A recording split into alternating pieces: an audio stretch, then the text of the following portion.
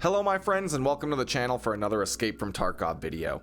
In the latest update, BSG has given Tarkov gun builders a pretty nice surprise by significantly expanding our options when it comes to muzzle devices and specifically suppressors on most of the 5.45 AKs in the game. This is all thanks to one simple attachment that can now be added onto the AK-74 series of rifles, including the AKS-74U and the 5.45 SAG semi-auto AK. The CNC Warrior Muzzle Adapter. This wonderful little part lets you attach 5.56 muzzle devices onto the AK. Up until just a few days ago, this part was only usable on the AK-101 and 102, the 5.56 AKs. Now, however, you can use this piece on most of the 5.45 AKs as well, which now gives you a lot more freedom to customize how your rifles look, but also gives the 5.45 AKs some much needed access to better suppressors across the budget spectrum. Previously, you only had two options really. Settle for one of the not so good and not so budget Russian suppressors like the PBS-4, or shell out nearly 100k rubles for the Waffle suppressor. Now unfortunately, the CNC adapter is quest locked behind Gunsmith 17, so until then you need to deal with the flea market to get this thing. But since everyone should be grinding out Gunsmith anyways for the experience, you should have this unlocked sooner or later. In this video, I just want to cover some builds incorporating the CNC adapter and some NATO suppressors on a few different 5.45 AKs to show you a couple ways you can use this to make yours a bit more stylish out there in Tarkov. First up for this one, I have to start with the AKS-74U. I love this little rifle and I'm pretty hyped to be able to add some style points to one of my favorite builds on this gun, which now has access to much better suppressors. For the AKS-74U, one of my favorite parts is the Goliaf handguard, which adds a quad rail onto the gun and in my opinion just has a really unique look to it that always makes me want to use it. But up until now you couldn't really use a lot of the good muzzle devices with this handguard while it was attached.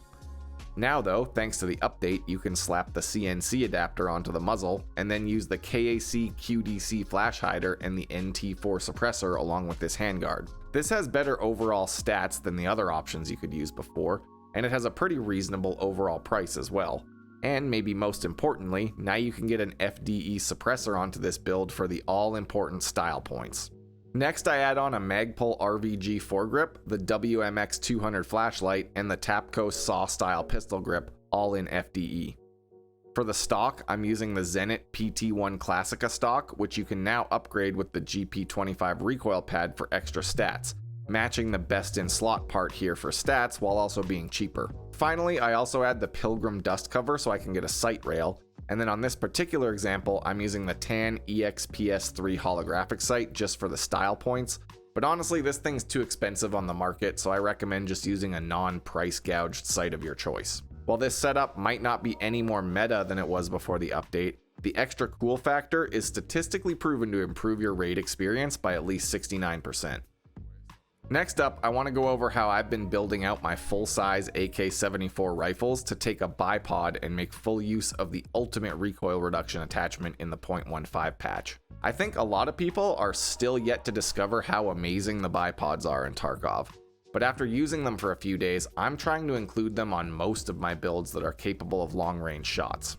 For this build, I'm starting with an AK-74M, which has the best base stats and honestly usually the best market price too, which is a win-win.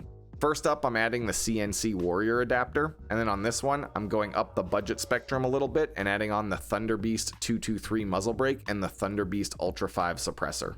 This one gives a bit more recoil reduction than the KAC suppressor from the last build, and it doesn't cost too much more, so it's a pretty good upgrade. Next up on this build, I've been running the TRAX handguard, which is a pretty cool part for the AK rifles that doesn't see nearly enough use in my opinion. This handguard is kind of unique because it actually has two parts, the TRAX 1 and TRAX 2. You need to add the TRAX bridge rail onto the bottom, and then you can attach the second part of the handguard, which gives you another stat boost. The main reason I've been using this is because the extended bridge rail on this handguard can actually mount the Atlas bipod. This isn't the only handguard that allows the bipod, but it's available at mechanic level 2 and it's not very expensive. Fortunately, the bipod does not interfere with adding a foregrip to the build, so I've also got a Magpul RVG grip on here, and the trusty X400 flashlight laser combo. For the rest of this build, I have the Zenit PT1 Classica stock with the GP25 recoil pad for extra stats, then the AK enhanced pistol grip, as well as the RP1 charging handle for an ergonomics boost. For the sight, I'm using a Bastion dust cover as a mount, and then on my bipod setup, I'm usually running the Elcan Spectre 1-4 scope. This thing has a very reasonable price from Peacekeeper level 3, and I find the 4x zoom is usually great for spraying people down using 545 and the bipod. Honestly, I've been surprised by how good simple AK builds with the bipod actually work, and I've been really enjoying it as a solo player.